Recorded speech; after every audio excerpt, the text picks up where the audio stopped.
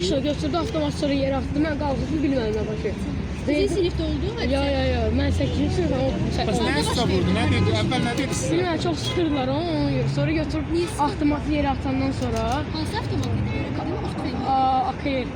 Atandan mən başa düşmədim, avtomatı verdim ona. Ondan sonra Sən götürüb verdin? Uşağın nəsə problemi var idi, qardaş müəllim. narkoz sıxırlar o məktəbdə. Hadisədən əvvəl Məktəbdə sıxırdılar. Sən nə dedin ona? Müəllimələr başqa bir işlə. Niyə sıxırlar? Vallahi bilmirəm. Dərsin oxumurdu yoxsa? Ya oxuyur, normal hər şey. Müəllim haqqında nə biliyorsun?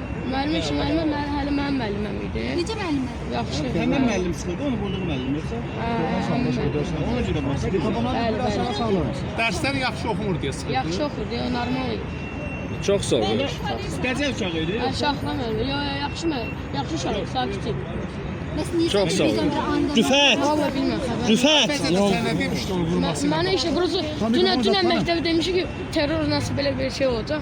So, o da yaxınlarında dedi. So, başqa. Nə vaxt demişdi sənə bunu? Dünən. Dünən demişdi ki, hadisəni törədəcək.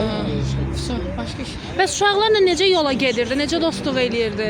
Normal, yaxşı Dostları uşaq. var idi. Uşaq yaxşı uşaq idi. Çox yaxşı. Davaya qalxıb Müəllimlər eləyir. nəsə alıb verəməyəcəyi bir şey var idi. Hər şey yaxşı idi, prosta nəsə bilmirəm. Nasıl Qardaş oldu? 10-cu sinifdə oxuyursunuz? Yo, mən 8 olum. Dünən sizə deyib, hə ki, sabah Sabah.